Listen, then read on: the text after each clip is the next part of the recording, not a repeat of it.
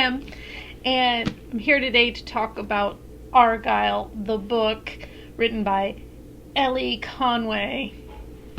I saw this at the library and was curious because if you've seen my video a few months ago when I watched the film after all the bad press and publicity, I didn't dislike Argylle the movie as much as I thought I was going to, just based on pretty much pan reviews, right?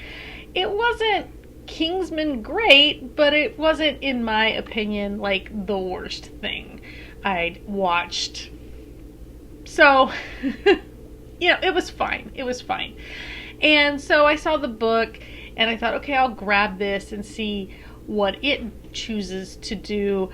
I didn't know when I picked it up, just on a whim, that it was a completely different story, or it's really the origin story for Argylle, the character that Elly Conway writes about in the books, even though in the movie Elly Conway is the main character. So in this book, Argylle is the main character.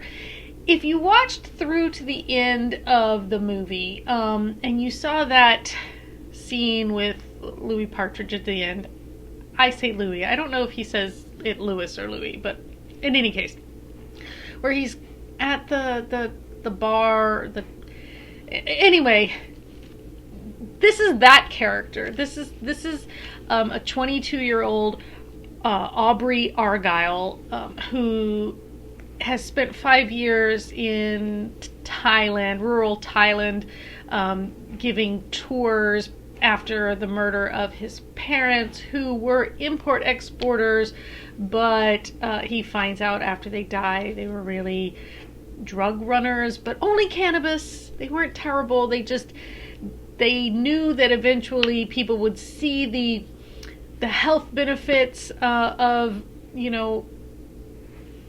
cannabis, marijuana, and it would be legalized. But until then, they wanted to make sure that people who needed it could get it, I guess. I don't know. The whole point ends up being that at the beginning of this book, Argylle witnesses a drug cartel shoot down a CIA plane. He helps the CIA recover the operatives who have been taken captive by this drug cartel, and ends up, enlisted in a CIA task force of young, stars, prodigies. I don't know. It's very Kingsman, the first movie. They're all in there together. They're training together. They go through some stuff together to form bonds and likes and dislikes. And then the story goes on to the team having to achieve a number of, I don't want to say a number. There are a number of missions towards a goal of this bracelet that has significance, like for finding the Amber Room. It's like a Russian thing. There's a Russian baddie, and it's whatever. I won't go into detail. I will say that I gave this book a 3.6, but I didn't round up. Here's why. I like this book. I like the characters, but it's clearly designed to be a film, or maybe even like one of those limited series kind of things. It feels like this should be in chunks.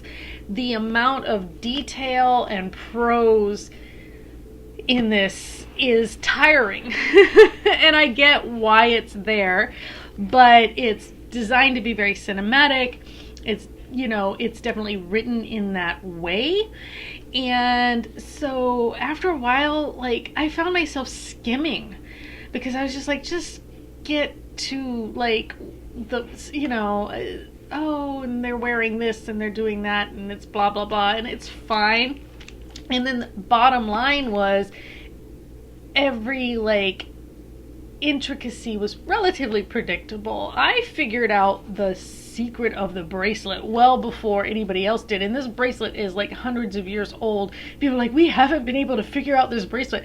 And I, like, upon the description of the bracelet, I was like, duh.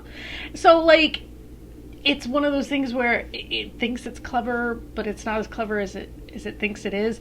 The characters are pretty standard, you know, Argyle being our main character. There's a love interest. There's a, you know, black lesbian sidekick. There's the big jock guy who Argyle and he don't see eye to eye, but end up in some kind of uneasy truce.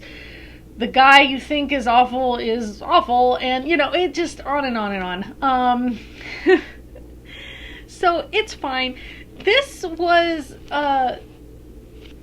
it was listed as the first book of 4 or something like that. I can't remember what but like, I'm trying to recall exactly how it was described, but this is supposed to be the book that started the ARGYLLE series, and then I guess the 4th book is the one tied to the film and the Elly Conway like mythos. I don't really know. I know I read something about it. There's of course a lot of fuss about who actually wrote it. The copyright is to Marv Quinn Holdings Limited, which I think is owned by the guy who directed the Kingsman movies and there is Kingsman, by the way, adjacent material here. Argyle at one point when his parents die is given a postcard sent to like the Kingsman pub or something in Ireland where he's away at school, and has an interaction there that's very reminiscent of the Kingsman, right? But instead of sticking with that, he takes off. You know, he doesn't get very far. He has that interaction in the bar where he asks for like a martini with a twist, but then he's like, just the twist actually, and that's the code for them to hand him a box that has a gun in it, and he decides he doesn't want that. He's kind of a MacGyver. He's like, I don't want to use guns, and so he bolts. And so there's a sense that he would have maybe been in Kingsman, except he didn't take that bait, and then he ends up in the CIA instead. So, you know, again, it feels like the setup for what would have been a film series, or maybe again a limited. I could see this very well breaking down into episodic. It wants to be, you know, Agents of S.H.I.E.L.D. or something along those lines. I could see it kind of breaking down into that kind of thing. So yeah, I don't know, like that feels like the intention. I don't know, since the film didn't do well, whether that will ever happen. I think this is a much better story than the film, but as a book, it's a little laborious. It needs probably to be cinematic, is all I'm saying. And that to me feels like it was the intention all along, but they were maybe hoping that the film was going to be a hit, and then the tie-in would boost some. I don't know. I don't know what they were hoping. I wouldn't mind seeing this as in some, screen version, because I do, again, think even if the characters are pretty rote, even if like the plot is not, I don't know, mind-blowing, it's fine. It's very, Mission Impossible, that's another kind of thing, not to say that it needs to be broadcast TV, just that it has kind of the hallmarks of that kind of a team of people working together to, and then there's personal interactions, and I don't know. In any case, like I said, I gave it a 3.6, but didn't quite feel like I could round up to 4. It's, it's good. It's just, again, I think in prose form, it's a little much. yeah, it really does need to be cinematic to really elevate itself, I guess. In any case, if you've seen Argylle or read this book, do we know if more are coming? I think I read somewhere that they thought that the person who actually wrote it was some British mystery author who got tapped to do this. I can't remember. If I find the article again, I'll link it below. But it was not an author I'd ever heard of, though. It's definitely written by someone British because of the way the punctuation is done here, or at least it's, got that conceit. But yeah, and I think maybe the guy who does the Kingsman movies is British. I don't know. Yeah. Anyway, long story short. Long story too long. It's fine. It's good. I mean, I didn't hate it. I just, I did get to at points where I was like just skimming the details, because I didn't feel like it was the kind of book where the details in a lot of cases mattered all that much. Whereas, some mystery novels, you're like, you need every little crumb. This did not feel like that. This felt like it was trying to describe things so that you could picture it as if it were a film or a television screen. And even skimming, I had a lot of this stuff figured out pretty quickly. So, it wasn't like it was trying my brain over here a whole lot. This was not a brain twister kind of book. But it was fun. It was fine. It took me too long. It really should not be this much work. Once I started skimming, it went faster, obviously.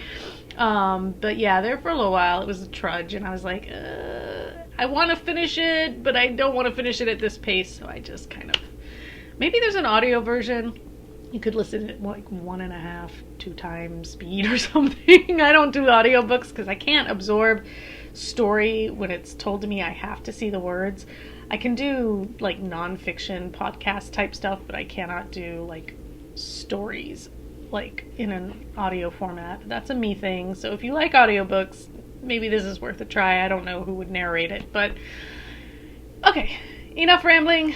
I wanted to get something out there. I am busy this week moving my oldest off to college, so it may be a while before you see me again. We were on vacation, and now we've got this going on.